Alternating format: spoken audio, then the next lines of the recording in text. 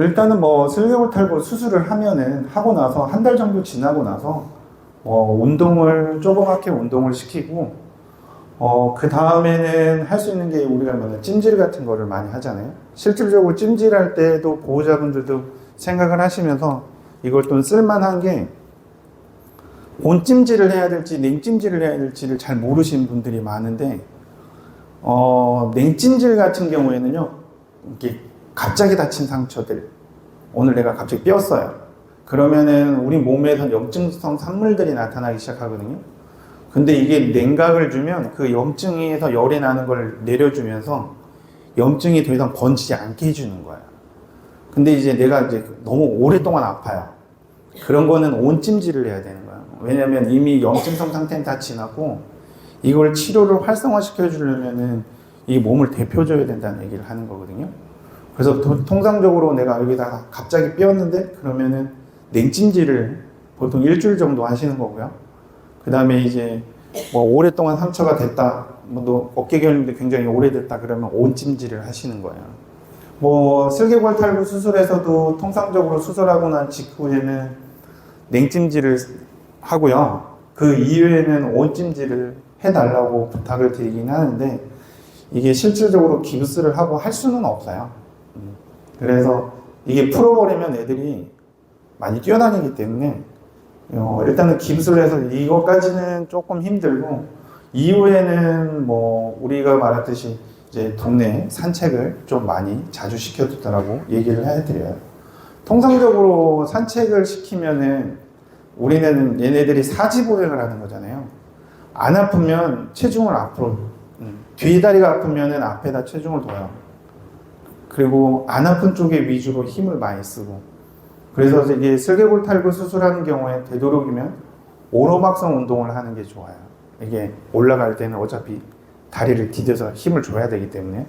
그래서 대체적으로는 오르막성 운동이라든가 뭐 계단 오르기라든가 이런 것들을 조금 진행을 해주시는 편이 훨씬 좋습니다. 슬개골 탈구에서 예방할 때 가장 좋은 거는 얘네들처럼 미용을 바짝 하시는 거예요. 이게 강아지들 발바닥 패드가 실질적으로 우리는 브레이크 역할을 한다고 보시면 되는데 이게 통상적으로 자꾸 이게 털이 길면 자꾸 미끌려져요. 그래서 그냥 이것 때문에 힘에 추기 힘들고 어떻게 쓸지도 제대로 잘 몰라서 힘을 주거든요. 그냥 우리 애기들이 그냥 이 스케이트장에다가 그냥 풀어놓았다고 생각하시면 돼요. 이거를 1시간이 아니잖아요. 거의 뭐 24시간 뭐 풀로 해서 이거를 몇 개월씩 계속 이게 형태가 다 잡힐 때까지 하는 거기 때문에 그러면 당연히 힘의 축이 바뀔 수밖에 없어요. 그래서 미용은 되도록이면은 바짝 잘라서 패드가 항상 노출이 되게 해주는 게 가장 좋습니다. 뭐 뛰어내려서는 안 생겨요.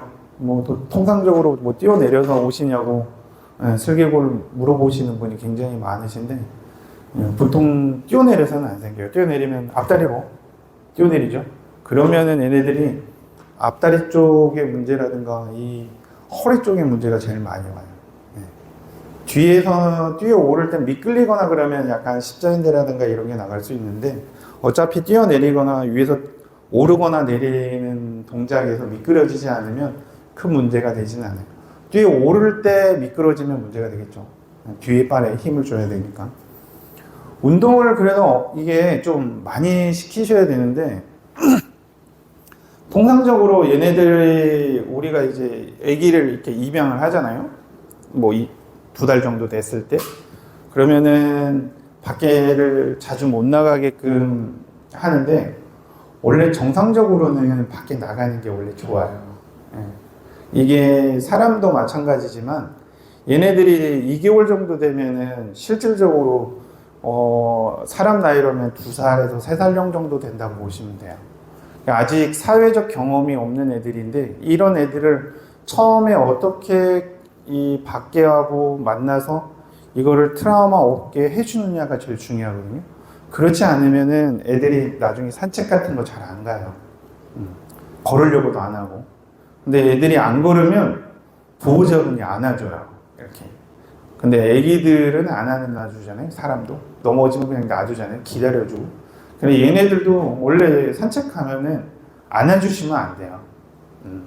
기다려주시고 오게끔 만들어주시고 그걸 자꾸 해주셔야지. 안 그러면 조금 걷다가 안 걸어버려요 애들이. 그러면은 운동도 안 되고 다른 것도 안 돼요. 보통 보호자분들이 말씀을 제일 많이 하는 게 뭐 운동의 적정 시간을 말씀을 굉장히 많이 하시는데 사람이 이렇게 생각을 해보시면 돼요. 이게 평지에서 20km 걷는 거하고 산길 10km 걷는 거는 갭이 달라요.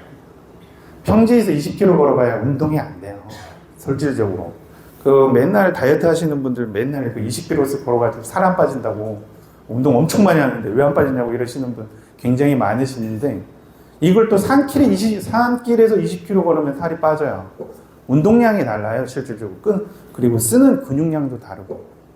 그래서 실질적으로 뭐 속도라든가 다른 거에는 차이가 있긴 하겠지만 운동은 원하는 만큼 시켜도 그렇게 크게 무리가 되진 않아요. 자기가 힘들면 자기가 안 합니다. 실질적으로. 걔네들도 바보는 아니잖아요.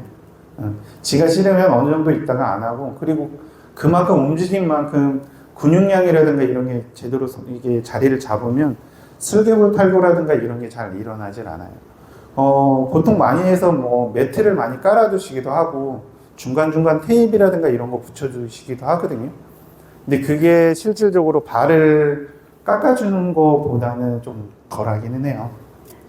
그럼 언제까지 깎아야 되냐 그러면은 통상적으로 제가 보기에는 한 1년에서 1년 반 정도? 그 다음에는 원하는 대로 미용하셔도 돼요. 이미 자리를 잡고 나면 더 이상 잘 빠지지는 않습니다. 그 빠지면은 이미 어릴 때부터 이미 진행이 되고 있는 상태라고 보시면 돼요.